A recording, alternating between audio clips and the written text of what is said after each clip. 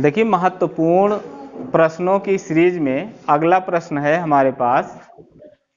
एक नाव की शांत जल में चाल 24 किलोमीटर प्रति घंटा है। नाव को धारा की दिशा में 32 किलोमीटर जाने में लगा समय धारा के विपरीत दिशा में लौटने में 1 घंटा अधिक लगता है। तो धारा की चाल ज्ञात करो। देखिए, धारा की चाल हमसे पूछा जा रहा है।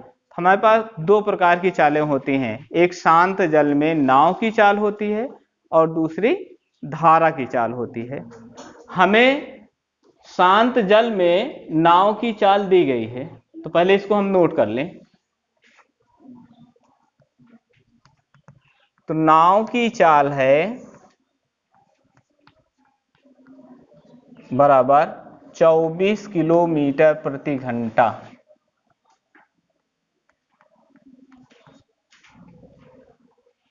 धारा की चाल पूछा जा रहा है हमसे, धारा की चाल ज्ञात करना है। मान लेते हैं धारा की चाल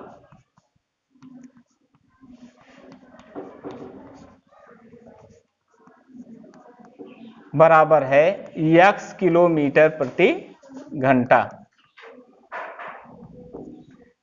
जिस तरफ धारा बह रही है उसी तरफ अगर नाव जाती है तब नाव की चाल में धारा की चाल जुड़ जाएगी। एक ही जिस तरफ धारा बह रही है उसी तरफ नाव जाए तब नाव की चाल में धारा की चाल जुड़ती है। हमेशा याद रखो, नाव की चाल में धारा की चाल जुड़ेगी और नाव के ही चाल में धारा की चाल घटती है। ये गलती मत करना कि पहले धारा की चाल में से नाव की चाल घटा देना, ठीक है। तो अगर नाव धारा इस तरफ बह रही है और नाव भी उसी तरफ जा रही है तो नाव की चाल में धारा की चाल जुड़ जाएगी। मान लीजिए धारा इस तरफ बह रही है और उसके विपरीत दिशा में नाव चल रही है, तब ये चाल हो जाएगी 24 माइनस यक्स। ऐसा नहीं करना है तुम्हें कि यक्स माइनस 24 कर देना है, ठीक है। क्योंकि धारा के विपरीत दिशा में अधिक समय ले रहा है, इसका मतलब यह है कि धारा की विपरीत दिशा में जो समय लगा और धारा की दिशा में जो समय लगा, इन दोनों का अंतर कितना है? 1 घंटा। और हमें सूत्र मालूम है, समय बराबर दूरी बटे चाल, ठीक। इसमें हमें कह रहा है, फिर से पढ़ लेते हैं एक बार। एक नाव की शांत जल में चाल 24 किलोमीटर प्रति घंटा।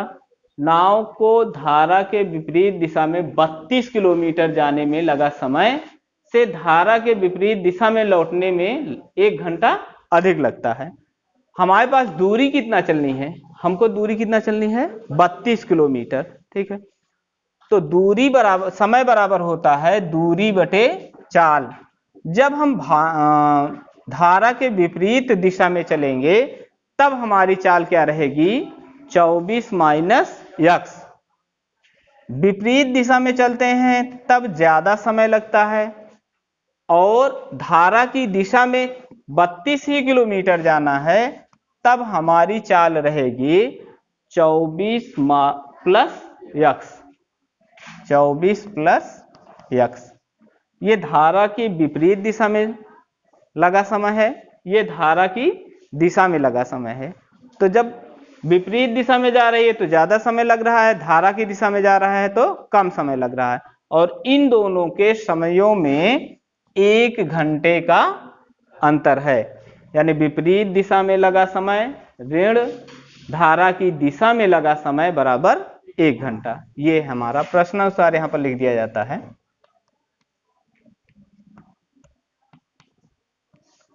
अब इसको हल करें तो 24 प्लस यक्स से 32 में गुणा हो जाएगा। 32 गुणे 24 प्लस यक्स माइनस 32 गुणे 24 माइनस यक्स। 24 माइनस यक्स अपान इन दोनों का गुणा हो जाएगा। इसका इससे गुणा हुआ, इसका इससे गुणा हुआ, फिर नीचे नीचे ये हो जाएगा 24 minus x into 24 plus x बराबर 1। अच्छा 32 से 24 में गुणा कर दें तो हमें मिलेगा 32 गुणे 24। 32 से x में गुणा करें प्लस 32x हो जाएगा।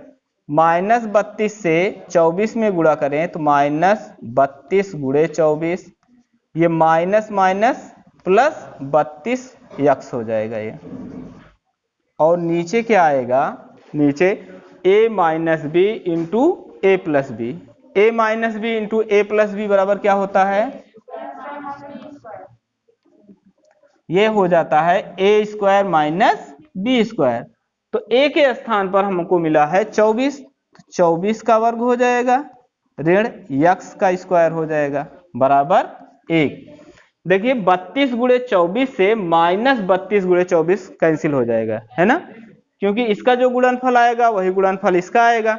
इसके पहले प्लस है और इसके पहले माइनस है तो ये हट जाएगा, तो ये कैंसिल हो जाएगा।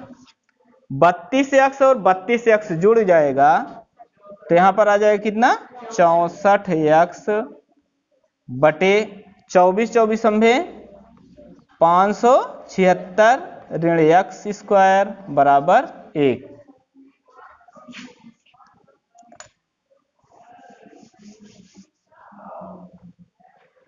आगे देखते हैं तो 64x बराबर हो जाएगा 576 ऋण x स्क्वायर से 1 में गुणा कर देंगे तो 576 ऋण x स्क्वायर आ जाएगा। और माइनस एक्स स्क्वायर इधर लेकर आए तो प्लस एक्स स्क्वायर, और 64x तो यहीं पर है, ये है प्लस 64x, और 576 इस साइड में लेकर आए तो ये हो जाएगा ऋण 576 बराबर 0। अब 576 का ऐसा गुणनखंड करें कि जिसको जोड़ने अथवा घटाने पर 64 आ जाए, ठीक है।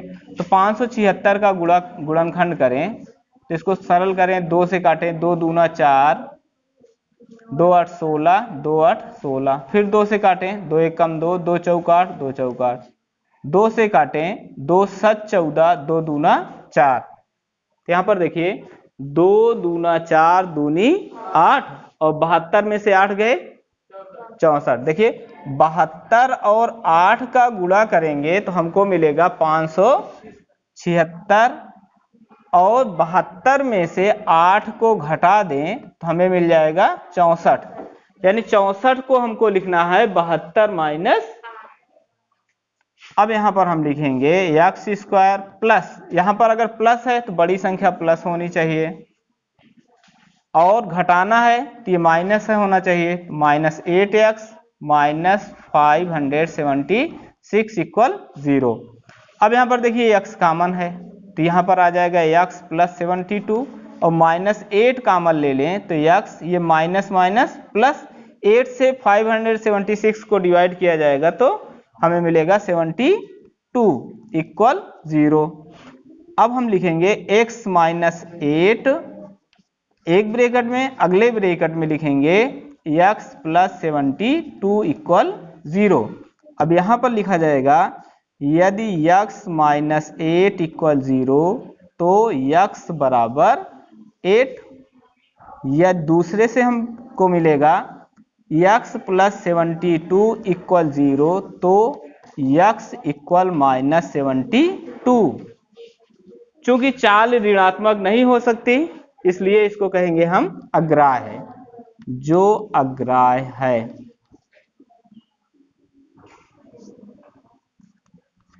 x का मान हमारे पास कितना आया 8, और हमसे पूछ रहा है धारा की चाल, x है और x का मान आया कितना 8, इसलिए धारा की चाल बराबर 8 किलोमीटर प्रति घंटा। इसलिए धारा की चाल बराबर 8 किलोमीटर प्रति घंटा। देखिए हमेशा ये मात्रक जरूर लिखना है आपको, चाल का मात्रक किलोमीटर प्रति घंटा, अगर मीटर पर सेकंड है तो मीटर पर सेकंड लिखिए। कुछ बच्चे यहाँ पर गलती कर जाते हैं कि सिर्फ 8 लिखकर छोड़ दिए, उस पर आधा आंसर लिख देते हैं, तो वहां पर वो गलत हो जाता है, ठीक है। उसमें एग्जामिनर कुछ नंबर तुम्हारे काट सकता है, इसलिए विशेष ध्यान दें कि यहाँ पर मात्रक आवश्यक है। वीडियो को लाइक, शेयर और सब्सक्राइब करते रहना। हम आगे चलते हैं अगले प्रश्न की ओर। क्षैतिज तल में स्थित बिंदु O से उसी तल में खड़े एक ऊर्ध्वाधर मीनार के शीर्ष का उन्नयन कोण 30 अंश है। मीनार की ओर 80 मीटर चलने पर उन्नयन कोण 60 अंश हो जाता है। मीनार की ऊंचाई ज्ञात कीजिए। देखिए, एक क्षैतिज तल है जहां पर एक बिंदु है O और इसी तल पर एक मीनार खड़ा है। ये हमारा मीनार है। मीनार, इस बिंदु से मीनार के शीर्ष का उन्नयन कोण 30 अंश है। मीनार की ओर 80 मीटर चलने पर, इस बिंदु से मीनार की ओर 80 मीटर हम जब चल जाते हैं तो यहां से उन्नयन कोण हो जाता है 60 अंश। तो यहां से यहां तक की दूरी 80 मीटर और मीनार की ऊंचाई मान लेते हैं हम h, और इसी मीनार की ऊंचाई हमें ज्ञात करनी है। अब इस बिंदु से मीनार के आधार की दूरी हम मान लेते हैं x metre. O P A B। पहले हम ये करेंगे, समकोण त्रिभुज PBA में x और h में संबंध स्थापित करेंगे। उसके बाद PBO में x का मान h के रूप में रख देंगे, तो जो h की वैल्यू आएगी वही मीनार की ऊंचाई हो जाएगी। तो मान लेते हैं, माना मीनार की ऊंचाई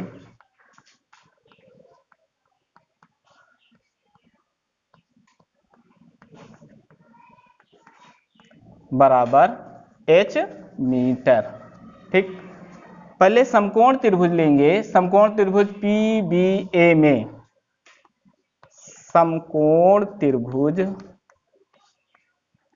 PBA में हमें x और h में संबंध स्थापित करना है। तो PB बटे AB कर दें, PB बटे AB। ये PB क्या है? थीटा के सामने की भुजा, और थीटा के सामने की भुजा क्या कहलाती है? और 90 अंश के सामने की भुजा, तो तीसरी भुजा क्या होगी? आधार। तो इसका मतलब ये है लंब बटे आधार। लंब बटे आधार बराबर tan, और थीटा का मान हमें दिया है कितना? तो ये हो जाएगा tan 60 अंश। और PB है h, AB कितना है? x, बराबर tan 60 अंश का मान √3। अब देखिए, इसका हमें x का मान निकालना है h के रूप में, तो इसको हम पलट दें तो ये आ जाएगा x बटे h बराबर, इसका हर एक है तो ये हो जाएगा 1 बटे √3। तो x बराबर कितना हो जाएगा? h एक कम h बटे √3। देखिए, जो भी पढ़ाया जा रहा है उसको ध्यान से समझते रहिए। एक बार ऑनलाइन क्लास चल रही थी, एक मैडम जी ऑनलाइन क्लास चला रही थी, उसमें एक लड़का, उसमें कमेंट आता है ना, कमेंट लिखता है कि मैडम जी जब मैं आपको देखता हूँ ना तो मुझे मेरी गर्लफ्रेंड की याद आ जाती है।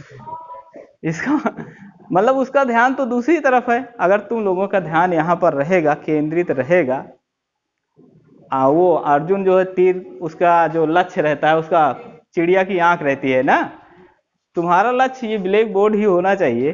ध्यान से देखते रहो तो समझ में आ जाएगा आराम से। ठीक है, तो इसको हम समीकरण 1 मान लेते हैं। अब पूरा त्रिभुज ले लीजिए। समकोण त्रिभुज PBO में, समकोण त्रिभुज PBO में PB बटे OB कर दीजिए। PB बटे OB। PB क्या है? थीटा के सामने की भुजा है, यानी ये है लंब, और 90 अंश के सामने की भुजा PO है, ये हो गई कर्ण, और ये भुजा क्या हो जाएगी? आधार। तो लंब बटे आधार बराबर क्या होगा? tan, और थीटा का मान हमारे पास कितना है? 30 अंश। और PB कितना है? PB है h बटे OB क्या है? 80 प्लस x, ये पूरी लंबाई होगी ना, कि हो जाएगा 80 प्लस x बराबर tan 30 अंश का मान 1/√3। इसमें वज्र गुणा करो, √3 से h में गुणा करो तो √3h बराबर 80 प्लस x से 1 में गुणा करोगे तो 80 प्लस x आ जाएगा। x का मान समीकरण 1 से रख दो यहाँ पे, तो हमें मिलेगा √3h बराबर 80 प्लस x का मान आया h/√3। यहाँ पर लिख दीजिए समीकरण 1 से। अब इसको सरल, ये इस तरफ पक्षांतर कर लो तो यहां पर हमें मिलेगा √3h माइनस h/√3 इक्वल 80। तो √3 और √3 का गुणा हो जाएगा, 3 आ जाएगा यहाँ पे, 3h माइनस h/√3 बराबर 80 हो जाएगा। 3h से h निकल जाएगा तो क्या बचेगा, 2h, h बचेगा ना उसमें, तो हमको मिलेगा 2h इक्वल 80 और √3 का गुणा करें तो 80√3 आ जाएगा, तो h बराबर कितना हो जाएगा 80√3/2। अब 2 से 80 को डिवाइड कर दो तो यहाँ पर 2 से 80 को काटोगे तो 40 आ जाएगा, 40√3।